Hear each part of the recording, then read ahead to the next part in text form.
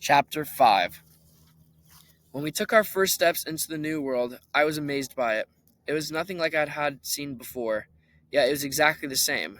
Everything was frozen in time. The trees still standing where they had been 5 years ago. A huge city in the distance, now a frozen wasteland, with thick walls of ice coating the outside of some of the buildings. As we started walking towards the city, I saw many bodies frozen in the ice. It was quite a sight. "Come here," James called. I rushed over to him to see that a body had been ripped apart. It wasn't caused by a meteor, but by a monster. "Make sure you keep your eyes peeled," I said. "We don't know what's out here." Everyone nodded, and we continued walking towards the city. "How many more miles?" Kevin asked. "About 5 miles to the city," Max replied. James groaned. He hated walking. As we descended a hill, I heard a rustle in the wind. "Watch out," everyone yelled. "Get down," Kevin shouted. We all ran to the nearest car and peeked around it. What we saw looked like a deer, but it wasn't quite a deer. This creature had 3 heads with large, glowing red eyes. Its skin was almost rotted off, but held together by the frozen ice sticking to its body. Its head turned sharply towards us. We all ducked behind the car. James tried to peek over to see it again, his curiosity getting the best of him. I yanked him back and whispered, "What are you doing? Are you trying to attract it over?" The mutated deer turned its head and ran off into the distance. We all emerged from behind the car. Kevin asked, "What was that?" "I have no idea," Max answered. "I think it was wicked." "Yeah," I said, "but we need to be more careful. Who knows what else is out there? Some of these creatures could be more dangerous than others." The thought of that terrified me. What if evil snow monsters were watching us right now, waiting for the perfect moment to strike? "We need to keep a lookout for anything abnormal," I added. As we continued walking, we were only about 2 or 3 miles from the city now. Along the way, we saw mutated plants and little animals, all adapted to the cold. As we approached the outskirts of the city, I spotted a massive creature in the distance. We kept walking closer and we reached the city's edge. I climbed a small hill, I pulled out my binoculars and zoomed in. What I saw was terrifying.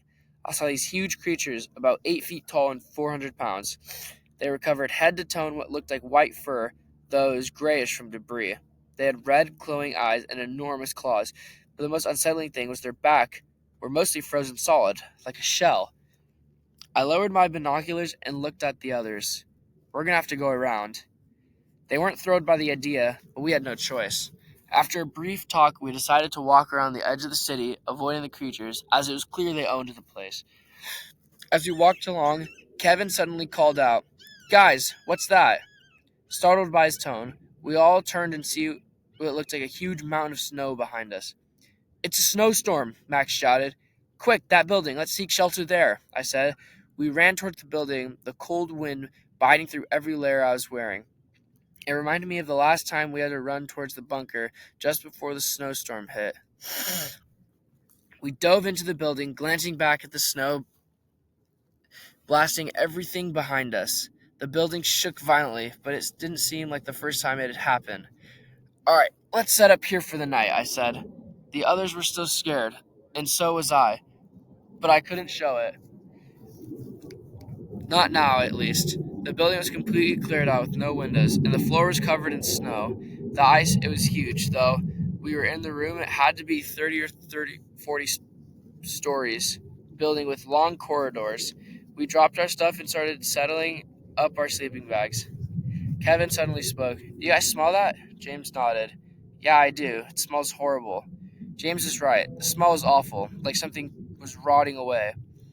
Every time I breathed it in, it felt like it was burning my nose hairs off. Eventually, we got used to the stench. Well, sort of. It became bearable. Max had to use the bathroom, and since we didn't want him doing his business inside, we told him to go down the hall. While he was away, James came up to me. He looked uneasy. "Jake, what if we don't make it?" he asked. "What do you mean?" I replied. "Well, what if there's no safe haven, or we don't have enough supplies to make it?"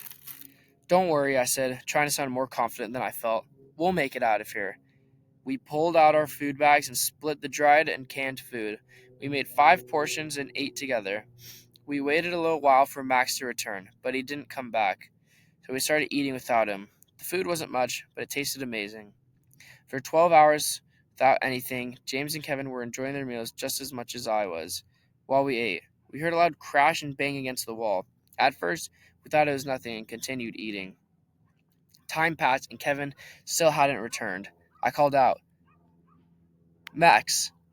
The others shouted too, but there was no response. I decided to check out the other room to go spot where Max had last been. When I looked inside the room, I found no sight of him, just his remains. My mind raced. Where could he be? Suddenly, I heard screaming from James. I rushed over to him, but I froze. There was a monster standing in front of me. David's David lying lifeless in his arms, guts spilled all over the place. My heart pounded 1,000 miles a minute. The monster was just standing there, staring at me with glowing red eyes. After a second, I turned and bolted towards the room where we'd been sleeping. Run, guys, run! I shouted. When I ran in, I saw James and Kevin holding pieces of metal. Get behind us, Kevin shouted. I didn't hesitate and sprinted past them. The monster came to a halt, roaring so loud it shook the building. I scrambled to find a weapon. My eyes fell on an icicle. I grabbed it. I saw James and Kevin trying to fend off the monster, but it was too strong. Every time it swung at it, the creature deflected their attacks without flinching. James went for another attack, but the monster knocked him hard, sending him flying across the room. His weapon slid across the ice. He quickly got up to recover. I stepped forward, ready to help James. James went for the monster, aiming for a strike, but the icicle shattered against his thick hide. The monster turned at James, used its claws to throw him across the room. At that moment, I thought it was over. Everyone was screaming. The monster was roaring louder than ever, but then a surge of adrenaline coursed through me. I grabbed the broken icicle and charged. Just as the monster turned around, I jammed it into its back, cracking its ice shell. The monster jerked with such force that the icicle shattered completely. It let out a wail that seemed to shake the whole building. Then it collapsed to the floor, lifeless. I rushed over to James, who was writhing in pain, his stomach badly cut, a thin gash across his face. I hurried to grab my first aid kit from the bag, cleaned his wounds, and bandaged him as best I could. The others were shaken, but I tried to not show how terrified I was. Then I heard footsteps approaching. Guys, we need to leave. Now, I said. The monster's friends were coming closer. We packed our bags, hurried out of the building, and headed straight into the storm. Chapter 6. We put James on a cot and began the long walk towards the safe haven. About a mile in, I couldn't hold it in any longer. Tears flooded my face, quickly freezing in place. I was so upset about Max. Such a terrible way to go out. James, somehow still asleep in the cold, shifted slightly on the cot. Kevin turned to look at me with the same somber expression. We kept walking to the city's outskirts. Then I saw a figure in the distance. It didn't look like a monster. Could it be Luke? I squinted, trying to make out a silhouette. Wait, could that be Luke? It was Luke. I couldn't believe it. My heart filled with joy when we reached him. He waved us inside the building on the south side of the city. We rushed in, our bodies nearly frozen from the storm. Inside, Luke had a fire going. Where's Mr. Johnson? Where's David? I asked. Luke's face became saddened by this question. David was dragged away by a monster, he explained. Mr. Johnson was infected, too. Mr. Johnson was infected. I had to end his life before he turned. I was stunned. You had to kill him? Luke nodded. There's no cure once they're infected. I thought about James's wound. Could he be infected? Luke examined James's cut. They're pretty bad, but they don't seem infected. Thank God, I whispered. We sat around the fire, and I shared Max's tragic story. Luke told us what happened to Mr. Johnson. Do you have enough food? I asked him. Not much, Luke replied. Maybe enough for another day. We need to make it to the safe haven tomorrow if we want to survive, I said. Everyone agreed. That night, we kept the fire going and tended to James. As the cold settled in, we sat together and talked about our experiences. Eventually, James moved around and sat up, still weak, but he said, I'm cold. I gave him my blanket and we shared the last of our food together.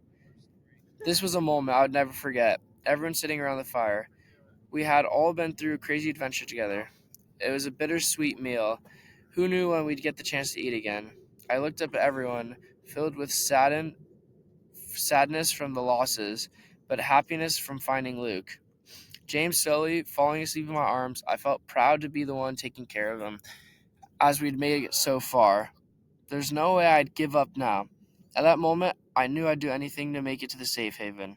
Luke looked over at me, giving off the same impression that I did. Hey, Luke, I said, you think Mr. Johnson would have wanted you to do that?